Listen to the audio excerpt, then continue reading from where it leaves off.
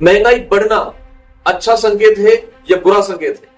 महंगाई हकीकत में कैसे बढ़ती है और इसके नतीजे क्या होने वाले हैं, ये चीज जानना बहुत जरूरी है साथियों। अक्सर मैंने ये सवाल कई लोगों से पूछा है तो उनके जवाब कुछ अटपटे तरीके से आए। किसी ने किसी पॉलिटिशियन का ही नाम ले दिया, किसी ने किसी गवर्नमेंट का नाम ले दिया। लेकिन महंगाई डिमांड और सप्लाई के गेम पे डिपेंड करती है।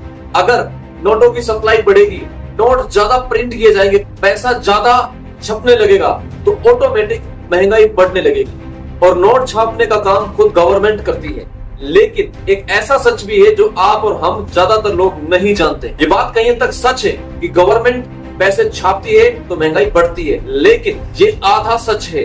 पूरा सच जानने के लिए इस वीडियो को पूरा देखना है। हमारे मार्केट में पैसा अक्सर दो जगह से आता है। पूरे वर्ल्ड का सिस्टम यही है। अगर हम भारत की बात करें, भारत में भी दो जगह से पैसा आता है। पहला, रिजर्व बैंक ऑफ इंडिया पैसा छापता है या छापने की अनुमति देता है। दूसरा है बैंक्स।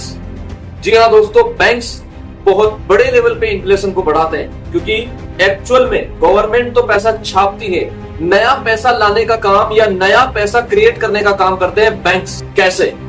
बैंक अक्सर लोगों को जो लोन देता है, उस लोन के लिए नया पैसा क्रिएट किया जाता है।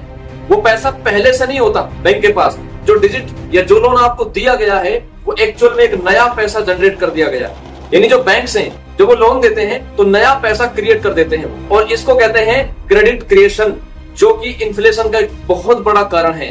तो आइए साथियों, इसको डीपली वे में जानते हैं, बिकॉज ये जानना बहुत जरूरी है। साथियों, आपको जान करके हैरानी हो सकती है कि लोन एक फाइनेंशियल ट्रैप है, क्योंकि अगर लोन मार्केट में बढ़ता है, इसका मतलब है मार्केट में पैसा बढ़ता है। यानी अगर पैसा बढ़ता है तो डिमांड भी बढ़ती है, और जब डिमांड बढ़ती है, उत्पादन लिमिटेड होता है, तो महंगाई बढ़ती है, इन्फ्लेशन बढ़ता है। यानी डिमांड बढ़ेगी, महंगाई बढ़ेगी, इन्फ्लेशन बढ़ेगा, और यहीं से फाइनेंशियल क्राइसिस होने की संभावना बढ़ती जाती है, और एक तरीके से फाइनेंशियल ट्रैप बढ़ता है।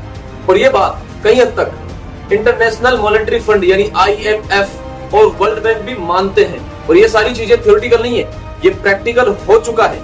सन 2008 में ग्लोबल फाइनेंशियल क्राइसिस आया, जिसमें बैंक्स ने बड़े लेवल पे लोन पास किए, जिसकी वजह से डिमांड बढ़ी, यानी चीजों के प्राइस बढ़ते चले गए, और नतीजा ये हुआ कि बबल फूटा और मार्केट क्रैश हो गया।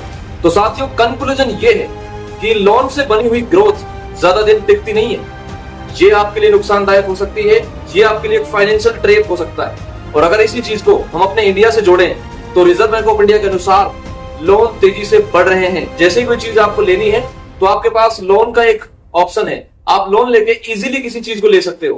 तो जितनी ज्यादा डिमांड क्रिएट होगी, उतनी ज्यादा महंगाई बढ़ती चली जाएगी। और हम देख रहे हैं कि एजुकेशन महंगी हो रही है, घर महंगे होने लगे हैं, क्योंकि होम लोन की सर्विस लोगों को इजीली मिल रही है। इसके अलावा रोजमर्रा की चीजें बहुत महंगी होती जा रही है, क्योंकि लोगों के पास में पैसा है, यानी लोगों के पास डिमांड्स हैं, लोगों के पास में खरीदने की ताकत आ चुकी है। लेकिन अगर देखा जाए तो पैटर्न बिल्कुल सेम है, यानी लोन इजीली मिल रहे हैं, डिमांड इजीली क्रिएट की जा रही है, साथ ही इन्फ्लेशन बढ़ता जा रहा है, महंगाई बढ़ती जा रही है। और नतीजा इसका क्या हो सकता है? इसका नतीजा हो सकता है फाइनेंशियल क्राइसिस। अचानक से ये बबल फूट सकता है। जिस तरीके से 2008 में एक ग्लोबल फाइनेंशियल क्राइसिस आया, इसी तरीके से एक ग्लोबल फाइनेंशियल क्राइसिस आ सकता है। और ये एक हिडन डैमेज है। ये नुकसान बड़े लेवल पे होता है, लेकिन धीरे धीरे होता है। सैलरी उतनी है, लेकिन खर्च बढ़ता जा रहा है, और इंसान EMI के चक्कर में फंस चुका है। इसलिए ये एक फाइनेंशियल ट्रैप हो सकता है। और अगर यही चलता रहा तो इन्फ्लेशन और बढ़ेगा, महंगाई और बढ़ेगी, प्रॉपर्टी और एसेट्स और ज्यादा महंगे होंगे, लेकिन फिर बढ़ेगा लोन का दबाव, क्योंकि EMI चुकाने के लिए जो पैसा चाहिए वो लिमिटेड है। इंसान के पास इनकम लिमिटेड हो चुकी है, लेकिन इन्फ्लेशन की वजह से, महंगाई की वजह से वो जो पैसा आ रहा है वो और सारी जरूरतों में खर्च हो रहा है। EMI का लोड बढ़ता जा रहा है, और अगर सिचुएशन बिगड़ गई तो सिस्टम अनस्टेबल हो सकता है, और फाइनेंशियल क्राइसिस की तरफ हम लोग जा सकते हैं। और ये सिर्फ मेरी कोई वार्निंग नहीं है, ये इंटरनेशनल मॉनेटरी फंड यानी IMF की वार्निंग है कि ऐसा हो सकता है, क्योंकि IMF क्लियरली इसकी चेतावनी दे चुका है। तो साथियों, अब बात करते हैं सोल्यूशन पे। इसका सोल्यूशन क्या हो सकता है? सिस्टम को पूरी तरीके से बदलना मुश्किल है, लेकिन लोन हमेशा सोच समझ करके लो।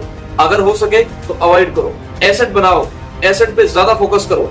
इस सिचुएशन में एसेट होल्डर्स पैसा बनाएंगे, वो ज्यादा अर्न करेंगे।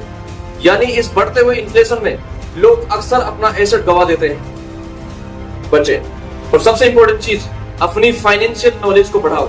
मैं कोई फाइनेंशियल एडवाइजर नहीं हूं, पर जो चीजें मैं बता रहा हूं मेरा ओपिनियन है, मेरा एक्सपीरियंस है। तो साथियों, जो फाइनल ट्रूथ है वो जान लीजिए। सरकार पैसा बनाती है, यानी पैसा छापती है, बैंक उसे कई गुना बढ़ा देते हैं लोन के जरिए, नया पैसा क्रिएट करते हैं लोन दे करके, और नतीजा इन्फ्लेशन बढ़ता है, महंगाई बढ़ती है, आम इंसान ईएमआई में फंस जाता है और आम आदमी को पूरी जिंदगी उसकी कीमत चुकानी पड़ती। तो साथियों, अगर आप मनी सप्लाई को नहीं समझे तो आपके साथ भी ऐसा हो सकता है। इसलिए समझदारी से काम लो, नॉलेज को बढ़ाओ, फाइनेंशियल नॉलेज को ग्रैब करो और उसके हिसाब से डिसीजन लो। और अगर आपको ये वीडियो अच्छी लगी है, नॉलेजेबल लगी है, तो आप इसे लाइक करें, हमें फॉलो करें, सब्सक्राइब करें। Thank you very much.